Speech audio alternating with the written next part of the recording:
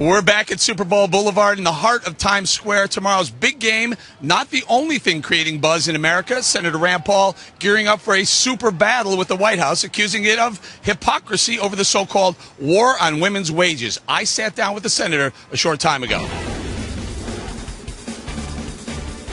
One of the other topics of the State of the Union address the other night was the gender pay gap between men and women in America. We did a little research. A couple of people sent us some emails and told us you better check into the White House.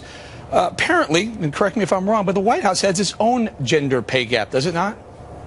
Yeah, apparently, if you work at the White House and you're a man, you get paid better than the women. So they better start out with their own. They've got apparently some kind of White House war on women going on over there, and they need to check out their own household income before they start looking elsewhere. In fact, it's almost a bit hypocritical. If I'm not mistaken, I believe it's 87 cents on the dollar that women get paid versus men in the White House. Yeah, I think people don't like to see hypocrisy. The Democrats have been coming up with this and saying one party doesn't like women and they do. But apparently when it comes to them making the decisions, they think they ought to pay women less in the White House. So, yeah, I think hypocrisy is a real problem for them. All right. Senator, also during the State of the Union, we saw Vice President Joe Biden behind the president. The following morning, yesterday morning, he hit the talk show circuits and he talked about his thoughts for 2016. Can we roll a little soundbite of that? In my heart, I'm confident that I could make a good president. It's a very different decision to decide whether or not to run for president. And there's plenty of time to do that. I've not made a decision to run. I've not made a decision not to run. All right, aside from your opinion on whether he should or should not run in 2016, let's talk about the next 3 years. Should he step up and have more of a presence in the White House for the next 3 years? Well, the interesting thing is that he actually has better rapport and more of an ability to come to Congress. And we understand they keep him on a short leash up there because they're afraid he'll upstage the president. But he actually, when he has come to Congress, has been and had probably a better ability than the president to actually get along and try to seek compromise. And that's what we need. We need more conversation. So actually, rather than creating some commission and shuffling the vice president off to some third world country, they probably ought to send him to Capitol Hill and let him talk to us. All right, well, not a bad idea. Let's talk about 2016 now. He said he wasn't sure if he was going to run or not, but he thought he would be, in fact, make a good president. Your thoughts on running, going against Joe Biden? Well, it sounds like he's got one vote. He's convinced himself that he would be a good president, but I don't know. There's probably some skepticism among others about that. I think he's a nice guy, but only time would tell, whether he has anything new to offer. I mean, his administration has presided over 20 million people being without work, a really languishing economy, lots of people losing their health insurance. So I would say he's got a lot of explaining to do if he would seek the presidency. Sure.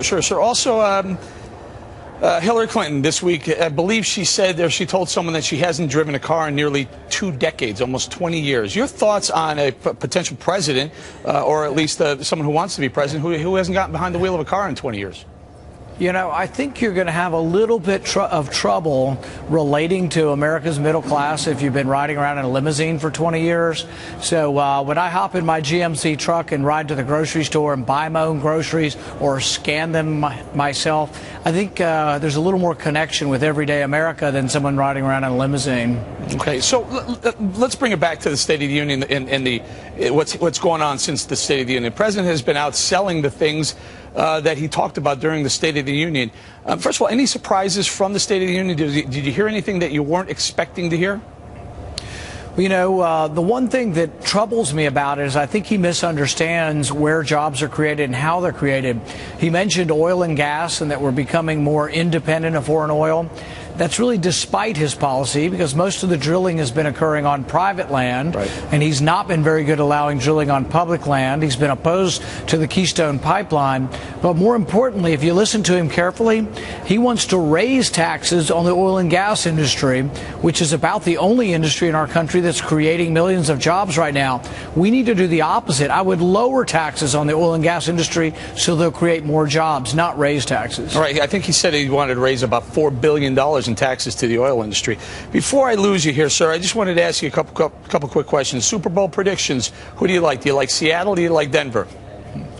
Well, as you know, I like someone who will speak their mind and that doesn't mince their words. So I got to go with Richard Sherman and the Seahawks. Very good, number 25.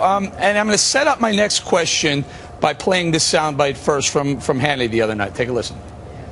Both of you have had an intramural struggle with prominent Republicans. You invited Governor Chris Christie to a beer summit. Oh, no. We're all one big happy family now. Is that right? It's all over? It's all under the bridge. I mean, it's all under the bridge? We have all got, we're all getting together now. No pun intended? We are all getting together now. We're going to be a big happy party out of it. So very smooth, sir. Under the bridge. I get the joke there. Okay, so back to the Super Bowl prediction. So Super Bowl Sunday's happening just a few hours from here, right across the river. You expecting any bad traffic in New Jersey? You know, my hope is that everything goes very smoothly, everybody gets safely in and out, and I'm not going there, Eric. All right, under the bridge. Senator Rand Paul, thank you very much for joining us. Appreciate your time. Thank you.